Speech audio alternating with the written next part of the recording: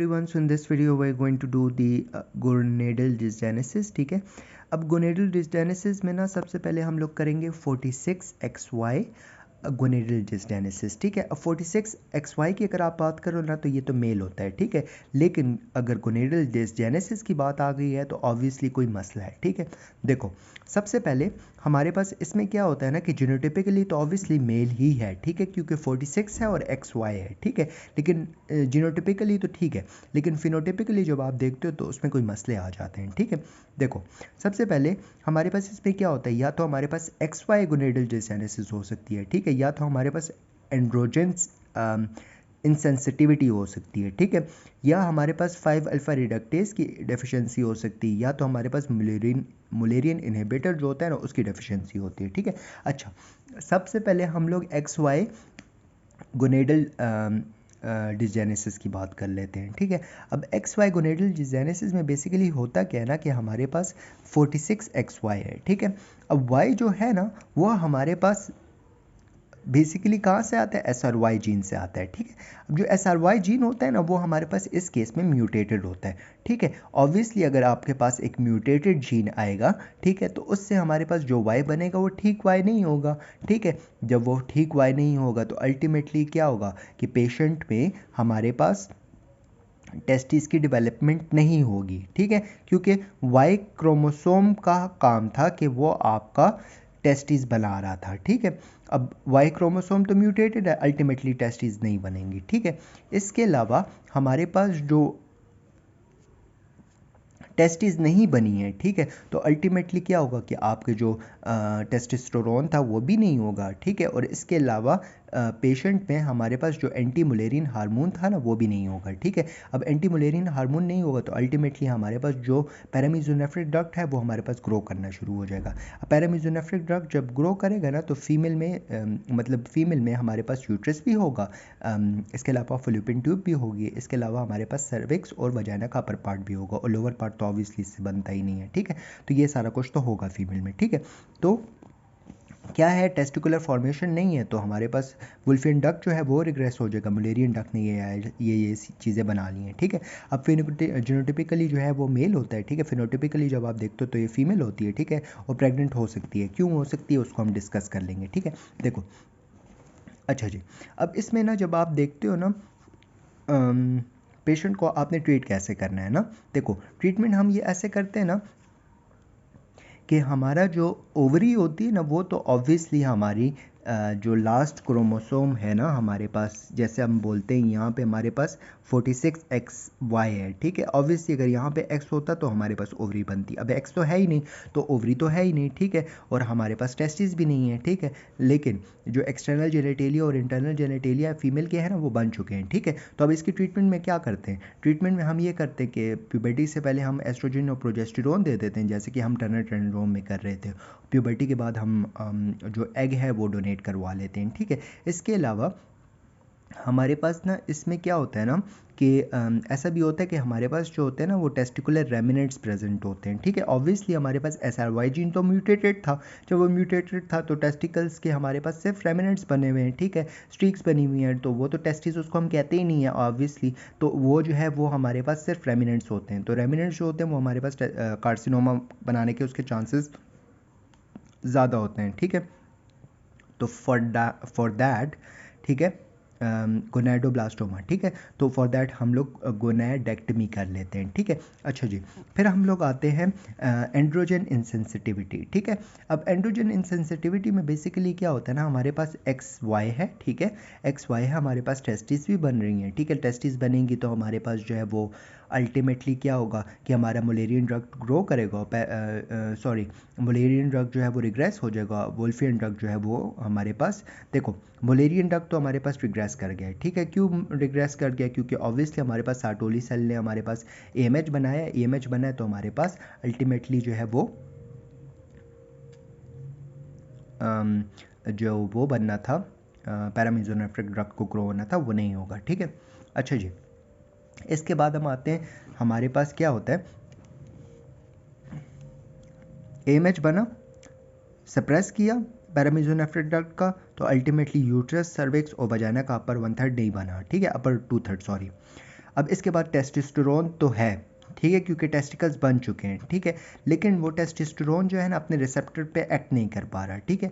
अब जब टेस्टोस्टेरोन अपने रिसेप्टर पे एक्ट नहीं करेगा और वो हमारे पास डायहाइड्रोटेस्टोस्टेरोन में नहीं कन्वर्ट होगा, ठीक है, और उसके बाद उससे एक्सटर्नल जेनेटेलिया, मतलब कि आपका मेल जेनेटेलिया पीनेस नहीं बनेगा या स्क्रोटम नहीं बनेगा, ठीक है, या हमारे पास जो वायरलाइजेशन मेल कैरेक्टर्स आ रहे थे वो नहीं आएंगे, ठीक है। तो अल्टीमेटली क्या होगा कि हमारे पास जो है वो पेशेंट जो है वो एक्सटर्नली जब आप देखोगे, क्योंकि उसमें पीनेस भी नहीं है, उसमें स्क्रोटम भी नहीं है, ठीक है। और इसके साथ साथ क्या होगा ना कि हमारे पास साइनोवजाइनल बल्ब से हमारे पास वजाइना बन जाएगा, लोअर 1/3 ऑफ द वजाइना, ठीक है। अब जब लोअर 1/3 ऑफ द वजाइना बन जाएगा तो जब आप ऐसे एग्जामिन करोगे ना तो वो हमारे पास फीमेल हमें लग रही होगी, ठीक है, लेकिन अंदर ऑब्वियसली यूट्रस और वजाइना का अपर 2/3 और फ्लोपियन ट्यूब, ये सारी चीज़ें तो है ही नहीं, ओवरीज भी नहीं है, ठीक है। तो पेशेंट जो है वो हमारे पास प्रेग्नेंट भी नहीं हो पाएगा क्योंकि ऑब्वियसली यूट्रस ही नहीं है, ठीक है। अच्छा, ये हो गया, ठीक है। अब इसमें हमारे पास जो है वो फिनोटिपिकली जब आप देखते हो तो वो हमारे पास फीमेल होती है और जीनोटिपिकली जो है ऑब्वियसली मेल होता है, ठीक है, क्योंकि ऑब्वियसली उसमें हमारे पास जो है वो टेस्टिस भी हैं, टेस्टिस के रेमिनेंट एब्डोमेन में प्रेजेंट होते हैं, ठीक है, लेकिन ऑब्वियसली वो डिसेंड नहीं करते और क्योंकि स्क्रोटम ही नहीं होता, ठीक है। अच्छा जी, अब इसकी मैनेजमेंट कैसे होती है ना, मैनेजमेंट बेसिकली ये होती है ना कि हम लोग अगर प्यूबर्टी से पहले इसको डायग्नोज कर लेना, ठीक है, तो हम लोग जो है वो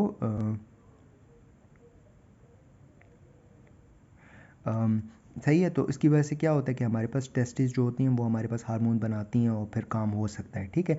लेकिन अगर नहीं है तो फिर आपके पास इसको टेस्टिकल्स के जो रेमिनेंट्स है उसको आपने रिमूव करना होता है, ठीक है।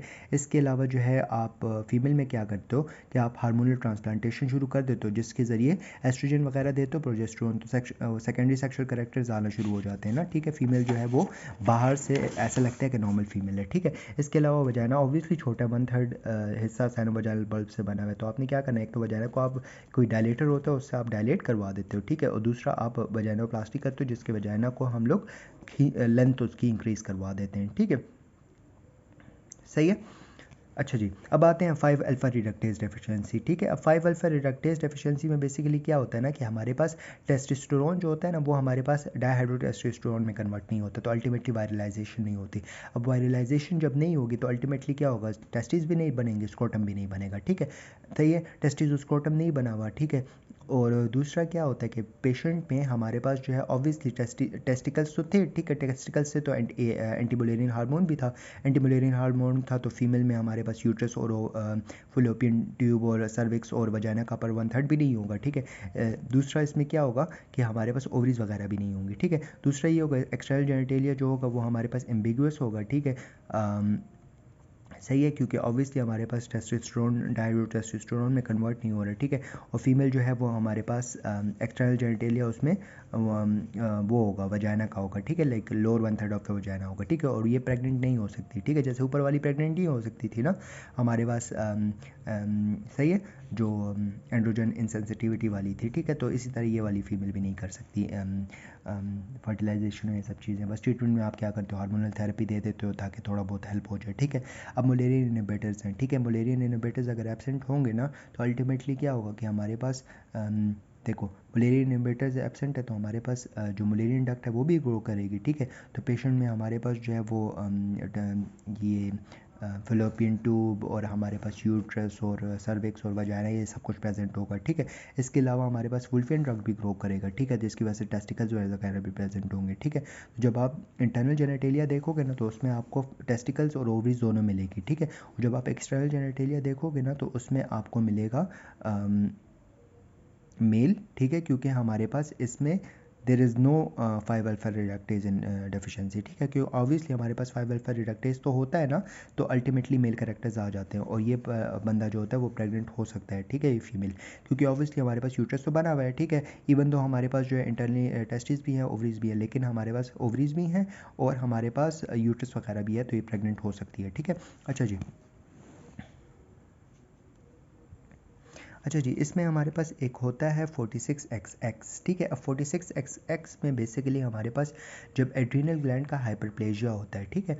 अब कंजेनिटल एड्रीनल ग्लैंड का हाइपरप्लेजिया होता है ना, तो उसमें क्या होता है ना कि हमारे पास दो एंजाइम्स की डेफिशिएंसी होती है। एक हमारे पास 21 अल्फा हाइड्रोक्सिलेज और एक हमारे पास 11 अल्फा हाइड्रोक्सिलेज। तो अल्टीमेटली क्या होगा, आपके ग्लूकोकॉर्टिकॉइड्स भी नहीं बनेंगे और आपके मिनरल कॉर्टिकॉइड्स भी नहीं बनेंगे। तो अल्टीमेटली जितना का सामान होता है ना, वो सारा का सारा आपका in the process of making the sex hormone, ठीक है, वो यूज़ हो जाता है, ठीक है। तो अल्टीमेटली उस फीमेल में टेस्टोस्टेरोन का लेवल जो होता है वो ज़्यादा हो जाता है, ठीक है। अब टेस्टोस्टेरोन का लेवल ज़्यादा हो जाएगा, ठीक है, तो अल्टीमेटली हमारे पास जो है वो पेशेंट जो होगा वो जीनोटाइपिकली जो है वो हमारे पास कार्योटाइप करोगे तो 46 एक्सेस होगा, ठीक है। फिनोटाइपिकली जब आप देखोगे तो वो मेल की तरह होगा, ठीक है, और इसके जेनिटेलिया जो होंगे वो एम्बिगुअस होंगे, ठीक है। अच्छा जी, अब हमारे पास एक चीज़ होती है जिसको हम कहते हैं मुलेरियन एजेनेसिस, ठीक है। मुलेरियन एजेनेसिस ये होता है कि मुलेरियन जो डक्ट है ना वो बनता ही नहीं है, ठीक है। तो जिसको हम रोकेटेंस्की सिंड्रोम कह सकते हैं, या हम लोग इसको मेयर रोकेटेंस्की कॉस्टर हॉसर सिंड्रोम कह सकते हैं, ठीक है। अब मुलेरियन एजेनेसिस है, मुलेरियन बनेगा नहीं, ठीक है। अब मुलेरियन नहीं बनेगा तो अल्टीमेटली पेशेंट में जो है हमारे पास uterus, upper part of the vagina, cervix, ये सारी चीज़ें नहीं होंगी, ठीक है। लेकिन ओवरी प्रेजेंट होगी, क्योंकि ओवरी तो ऑब्वियसली वो हमारे पास जेनिटल रिस्ट से बननी थी, ठीक है। और lower part of the vagina भी प्रेजेंट होगा, ठीक है, लेकिन ऑब्वियसली वो लोअर 1/3 होगा, ठीक है। जब आप उसको एग्जामिन करोगे ना तो उस पेशेंट में हमारे पास जो होगा वो वजाना इज़ ब्लाइंड एंडेड, ठीक है, एंड शॉर्ट एंड होगा, ठीक है। Blind ended end short end vagina होगा, ठीक है। अच्छा, इसके अलावा पेशेंट जो होगी ना वो हमारे पास प्राइमरी एमेनोरिया के साथ प्रेजेंट करेगी, ठीक है। ऑब्वियसली उसमें यूट्रस तो है ही नहीं, तो वो उसमें ब्लीडिंग कैसे होगी, तो प्राइमरी एमेनोरिया होगा, और इसके अलावा कोई पेन वेन नहीं होगा उसमें, ठीक है। अभी अल्ट्रासाउंड करते हो तो अल्ट्रासाउंड में आपको ओवरीज तो मिल जाती है, लेकिन बाकी चीज़ें नहीं मिल रही होती। ट्रीटमेंट में आप क्या करते हो, एक तो आप जो है वो सर्जिकल एलोंगेशन ऑफ द वजाना कर लेते हो, ठीक है, ताकि वो क्वाइटस तो मतलब अपनी सेक्सुअल लाइफ तो एंजॉय कर सके एटलीस्ट, ठीक है। इसके अलावा आप उसको साइकोलॉजिकल सपोर्ट देते हो, क्योंकि ऑब्वियसली प्रेग्नेंट नहीं हो सकती, तो ये बहुत ज़्यादा ट्रॉमेटिक बात है, ठीक है। और दूसरा आप सरोगेसी करवा सकते हो, क्योंकि ऑब्वियसली ओवरी होती है, तो ओवरी के ज़रिए जो है ना उसमें एग आप लेके उसको मेल के साथ फर्टिलाइज़ करके ओवर इम्प्लांट कर सकते थे। इम्प्लांट तो नहीं कर सकते, इम्प्लांट हम दूसरी फीमेल में कर सकते हैं, तो बच्चा जो है उसी फीमेल और मेल का कपल का होगा, ठीक है, लेकिन अल्टीमेटली वो किसी और फीमेल में जो है वो इम्प्लांट होगा और फिर ग्रो करेगा, ठीक है। अब आते हैं मुलेरियन ऑब्स्ट्रक्शन, ठीक है। मुलेरियन ऑब्स्ट्रक्शन जो होता है ना, मुलेरियन डक्ट जो होता है ना वो ऑब्स्ट्रक्ट कर जाता है। मेनली जो है ना ये हमारे पास अपर और lower part of the vagina जो होता है ना, हमारे पास अपर 2/3 और लोअर 1/3 के बीच में जो एरिया होता है ना, यहाँ पे हमारे पास मोस्टली जो होती है ऑब्स्ट्रक्शन होती है, ठीक है। अब ऑब्स्ट्रक्शन जब हो जाएगी ना तो उसको हम लोग इम्परफोरेटेड हाइमन भी कहते हैं, ठीक है।